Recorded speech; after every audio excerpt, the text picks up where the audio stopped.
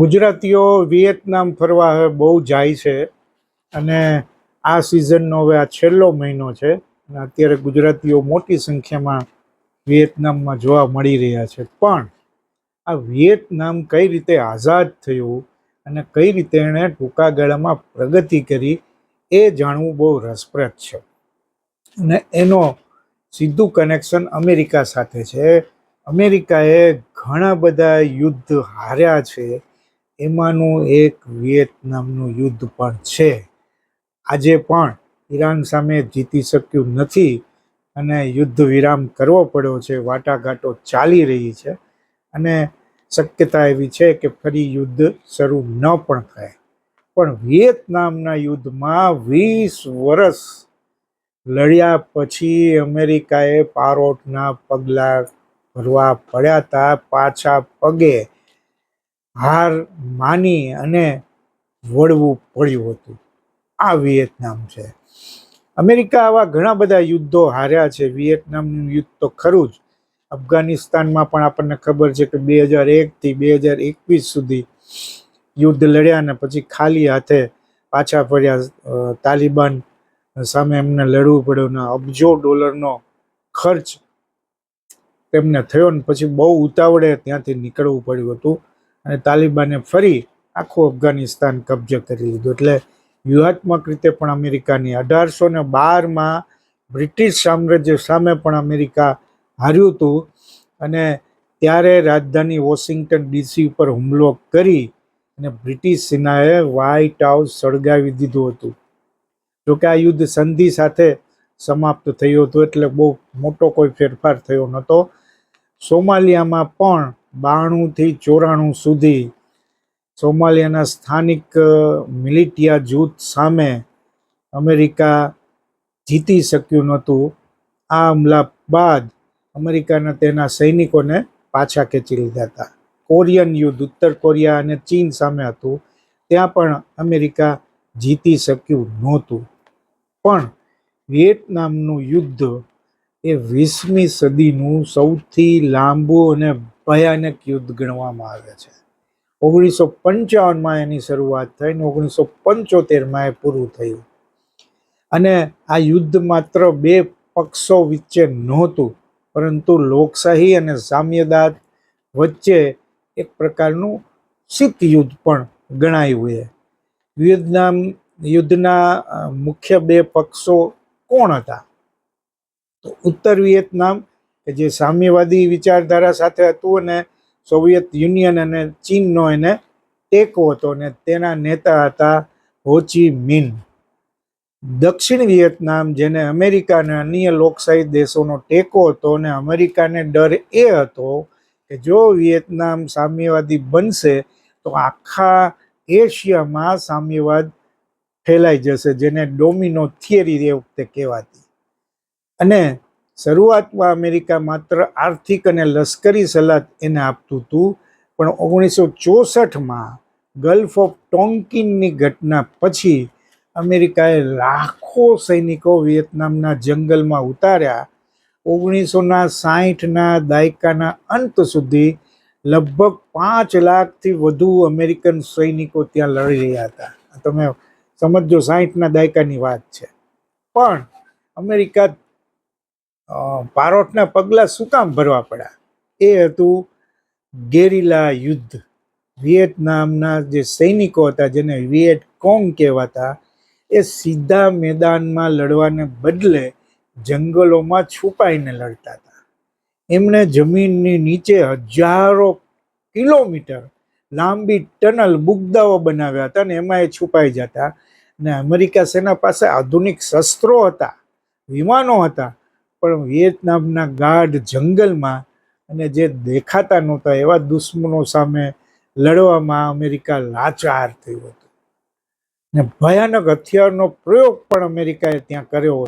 જંગલોનો નાશ કરવા માટે એજન્ટ ઓરેન્જ નામનું ઝેરી રસાયણ, જેને નાપામ, અને એ રસાયણ તો ખરું જ, અને નાપામ બોમ્બ એ વખતે બહુ શક્તિશાળી ગણો હતો, એનો પણ ઉપયોગ એમણે કર્યો. અને આનાથી પર્યાવરણ અને સ્થાનિક લોકોના સ્વાસ્થ્ય પર અત્યંત ગંભીર અસરો પણ થઈ હતી. હિરોશીમા જેટલી નહીં, પણ એની અસરો તો ઘણી બધી હતી અને ક્યાંક ક્યાંક હજી આ અસર જોવા પણ વિયેતનામમાં મળે છે. અમેરિકામાં વિરોધ અને પીછેહટ, વિયેતનામમાં અમેરિકાના હારના સમાચાર અને ત્યાં થયેલી માનવતાની પાયમાલી જોઈને ખુદ અમેરિકાના નાગરિકોએ સરકારનો વિરોધ કર્યો હતો. જેમ અત્યારે પણ ઈરાન સામેના યુદ્ધ સામે અમેરિકાના ઘણી બધી પ્રજા વિરોધ કરી રહી છે અને અમુક સેનેટર પણ વિરોધમાં છે. અને હજારો સૈનિકો, 58,000 સૈનિકો લગભગ અમેરિકાના માર્યા ગયા એમાં.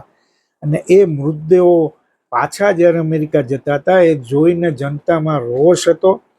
અને 1973માં પેરિસ શાંતિ કરાર થયા.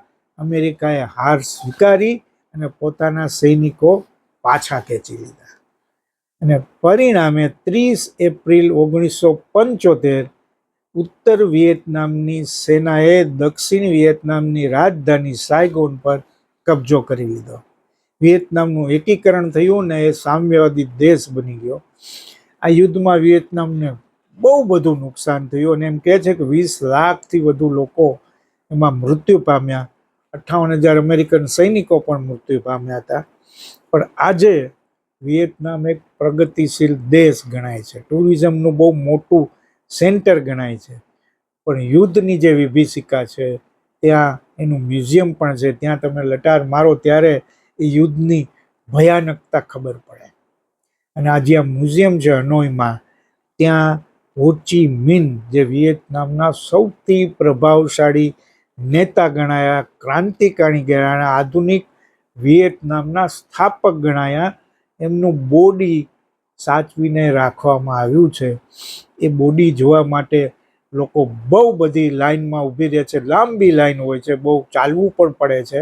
અને એટલું બધું ડિસિપ્લિન હોય છે, વિવેક હોય છે. અને આ નેતા પ્રત્યેનો એમનો પ્રેમ છે પ્રજાનો, એ અદ્ભુત છે. અમે જ્યારે એમનું બોડી જ્યાં રાખવામાં આવ્યું છે એ જોવા ગયા ત્યારે અમારી સાથે એક લેડી, જેનો ખંભાનો ડ્રેસ જરા ખુલ્લો, એટલે ખંભા ઉપર કાપડ નહોતું બંને ખંભા ઉપર, તો તરત ત્યાંના સિક્યુરિટી ગાર્ડે કહ્યું કે તમે આ ખંભા ઉપર તમારો દુપટ્ટો ઓઢી લો, નહીંતર તમને જવા દેવામાં નહીં આવે.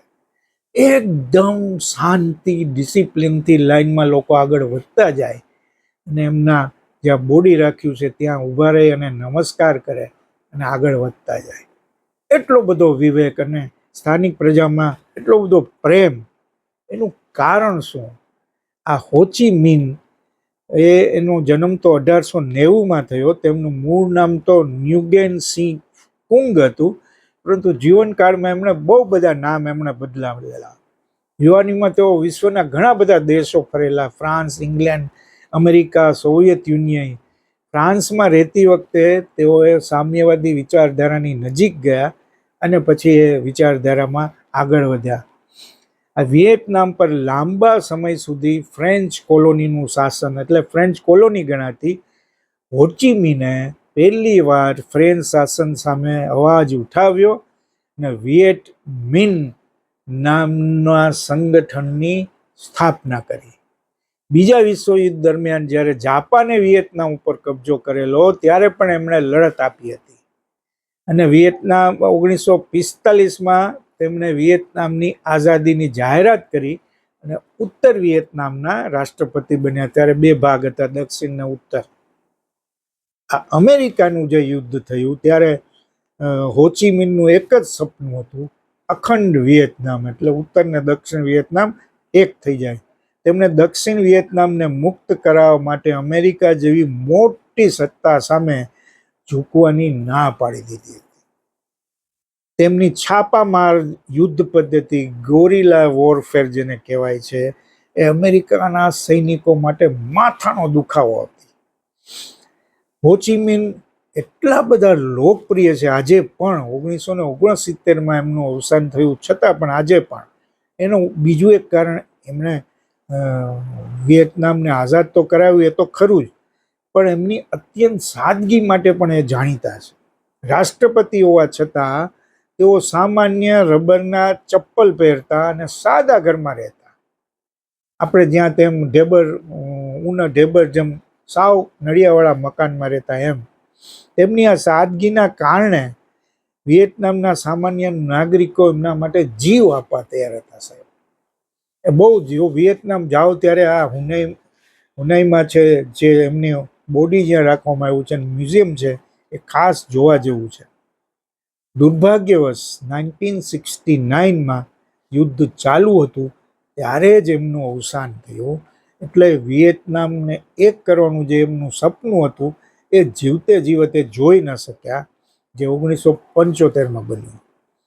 તેમના માનમાં વિયેતનામના સૌથી મોટા શહેર સાયગોનનું નામ બદલીને હોચી મિન સિટી રાખવામાં આવ્યું, જે આજે બહુ મોટું પ્રોડક્શન સેન્ટર ગણવામાં આવે છે અને ત્યાં ચીજો બહુ સસ્તી મળે છે અને એના કારણે ઘણા બધા ગુજરાતીઓને બીજા પ્રવાસીઓ પણ વિયેતનામનું ઉત્તરમાં જે સાપા હિલ સ્ટેશન છે છોડી અને હોચી મિન પણ જાય છે, ત્યાં 2 દિવસ રોકાય છે અને એટલી બધી ખરીદી કરે છે કે વાત જવા દો. ત્યાં કપડાં, જોડા, કેટલીક બીજી આઈટમો, હસ્તકલાની આઈટમો બહુ બધી સસ્તી મળે છે. એટલે હોચીમિન જાય છે.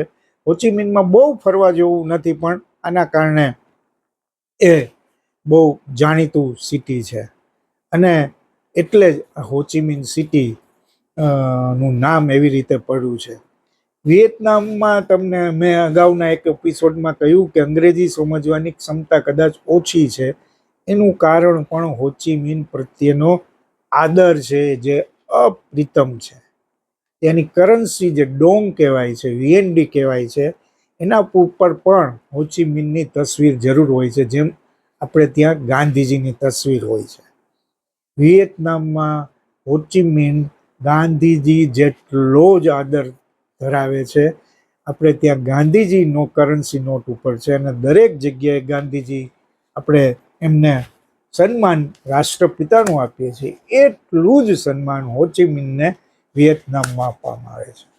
આ વિયેતનામ આ રીતે આઝાદ થઈ અને આજે પ્રગતિશીલ બન્યું છે અને ટુરિઝમ માટે બહુ મોટું સેન્ટર બની ગયું છે ને આગલા 5 વર્ષમાં તો હજી આનાથી પણ વધુ પ્રગતિ કરશે, કારણ કે હવે વિદેશીઓને પણ ત્યાં જમીન લીઝ ઉપર આપવાનું શરૂ થયું છે અને ઘણું બધું ડેવલપમેન્ટ ચાલી રહ્યું છે. અને ટુરિઝમની દ્રષ્ટિએ આપણે આગળ વાત કરવી છે. વિયેતનામ અને ભારત વચ્ચેનો સંબંધ પણ કેવો સરસ છે એની પણ વાત કરી છે. એ હવેના એપિસોડમાં વિયેતનામમાં શું શું ફરવા જેવું છે, કેવું ફરવા જેવું છે એની પણ વાત કરશું. આ આખી સિરિયલ વિયેતનામની ચાલવાની છે, જરૂર સાંભળજો. આભાર.